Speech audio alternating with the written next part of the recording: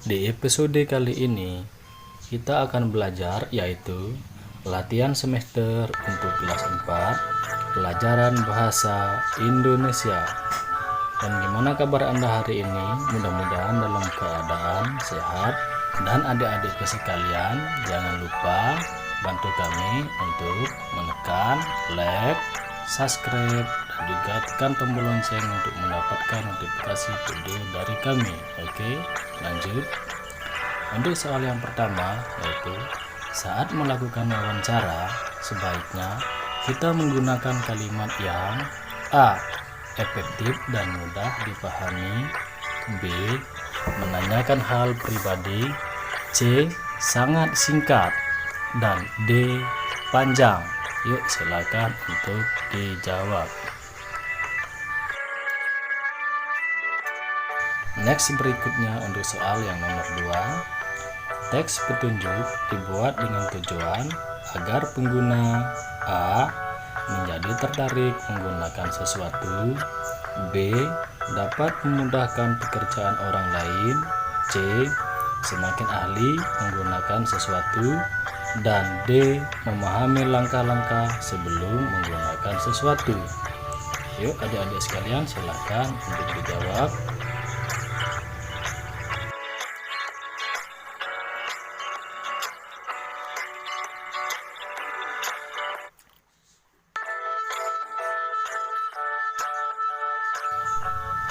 Oke, berikutnya untuk soal yang nomor 3. Berikut yang bukan langkah-langkah petunjuk penggunaan kipas angin adalah A. tekanlah tombol kipas sesuai dengan kecepatan putaran yang diinginkan, B.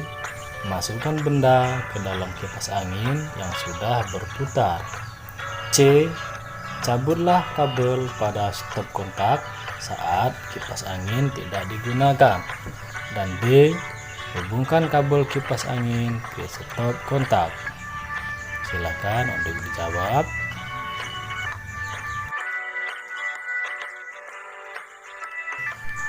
Berikutnya untuk soal yang nomor 4. Tujuan utama disajikannya gagasan pokok dan gagasan pendukung dalam bentuk tabel adalah A. agar pembaca tidak merasa bosan saat membaca teks, B. untuk lebih mempersulit penulisan teks, C. untuk mempermudah dan memahami dulu isi teks, dan D. agar terlihat rapi dan indah. Yuk dijawab. Yuk lanjut untuk soal yang nomor 5. Kata tanya bagaimana berfungsi untuk menanyakan A. keadaan atau proses terjadinya peristiwa, B. sebab terjadinya suatu peristiwa, C.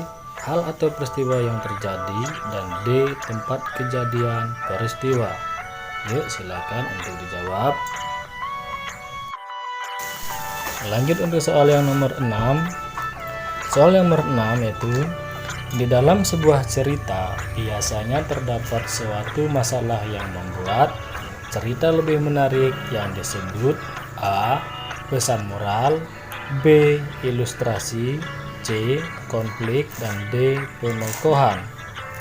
Silakan untuk dijawab. Next, lanjut untuk soal yang nomor 7. Sebuah pelajaran berharga dalam sebuah cerita yang dapat kita jadikan pelajaran di kehidupan sehari-hari disebut A. tema cerita, B. pesan moral, C. tokoh, dan D. ilustrasi.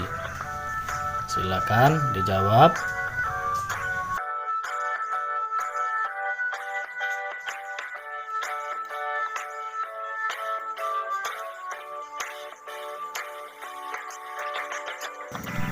Yuk lanjut untuk soal yang nomor 8.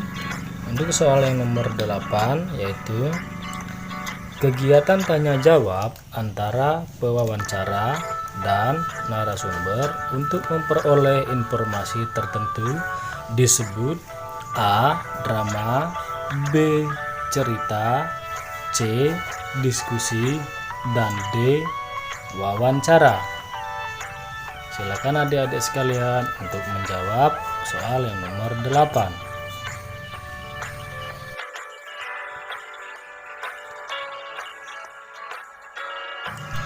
Untuk soal berikutnya, soal nomor 9, bacalah paragraf berikut dengan seksama. 1. Objek wisata terkenal di Bogor adalah Kebun Raya Bogor. 2. Kebun Raya Bogor ramai dikunjungi setiap hari Sabtu dan Minggu. 3. Di sana terdapat koleksi tumbuhan yang ada di Indonesia. 4.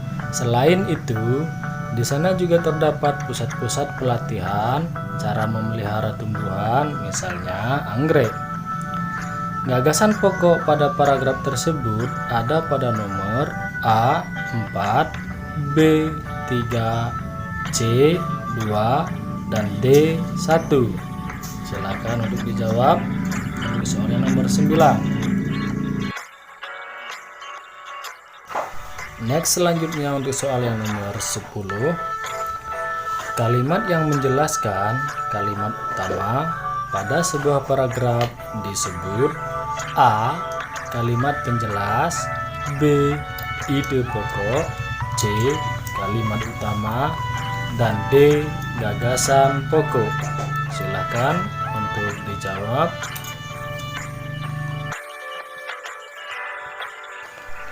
Oke, lanjut untuk soal yang nomor 11. Soal yang nomor 11, paragraf yang kalimat utamanya terletak di bagian akhir paragraf, yaitu A. Paragraf konduktif, B. Paragraf induktif, C. Paragraf campuran, dan D. Paragraf deduktif. Silakan adik-adik sekalian untuk menjawabnya.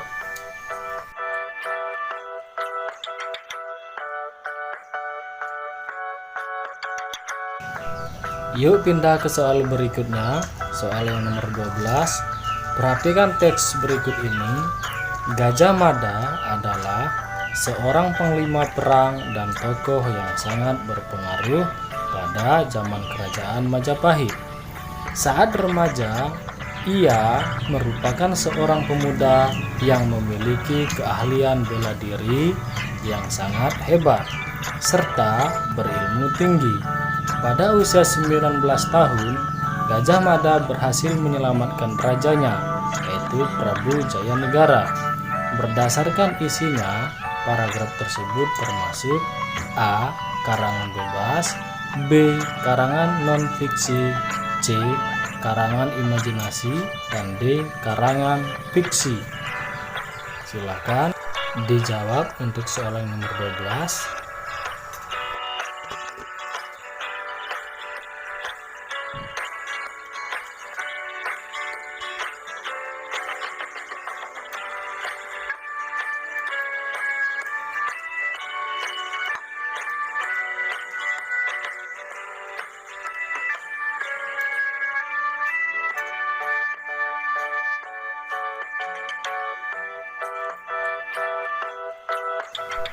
Lanjut untuk soal berikutnya, yaitu soal nomor 13.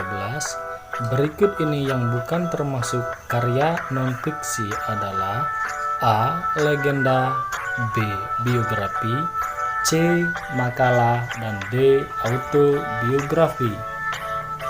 Silakan jawab untuk soal yang nomor 13. Oke, terima kasih sudah menonton video ini. Semoga video ini bermanfaat bagi adik-adik sekalian, dan jangan lupa tekan tombol like, subscribe, dan juga tekan tombol lonceng untuk mendapatkan notifikasi video terbaru dari kami. Oke.